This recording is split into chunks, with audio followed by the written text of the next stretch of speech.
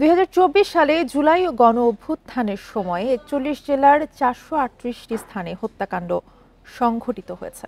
মানবতাবিরোধী অপরাধের মামলায় সাবেক প্রধানমন্ত্রী শেখ হাসিনা সহ ৩ আসামির বিরুদ্ধে তৃতীয় দিনের সাক্ষ্য গ্রহণে একথা জানিয়েছেন মামলার প্রধান তদন্ত কর্মকর্তা মোহাম্মদ আলমগীর। মঙ্গলবার সকালে আন্তর্জাতিক অপরাধ ট্রাইব্যুনালে তদন্ত কর্মকর্তা বলেন, ক্ষমতায় টিকে থাকতে আওয়ামী লীগ সরকার গুম, খুন ও নির্যাতন চালু রেখেছিল। এরই ফলশ্রুতিতে ক্ষোভের বহিঃপ্রকাশ ঘটে ২০২৪ সালের জুলাই-আগস্ট আন্দোলনে। তদন্ত কর্মকর্তা আরও বলেন, দেশের ৫০টিরও বেশি জেলায় আন্দোলনকারীদের ওপর মারণাস্ত্র ব্যবহার করা হয়েছে। ২০২৪ সালের জুলাই-আগস্টে সংঘটিত ঘটনাবলীর ওপর তৈরি করা বিবিসি এবং আল জাজিরার দুটি প্রামাণ্যচিত্র প্রমাণ হিসেবে আদালতে উপস্থাপন করেন তদন্ত কর্মকর্তা।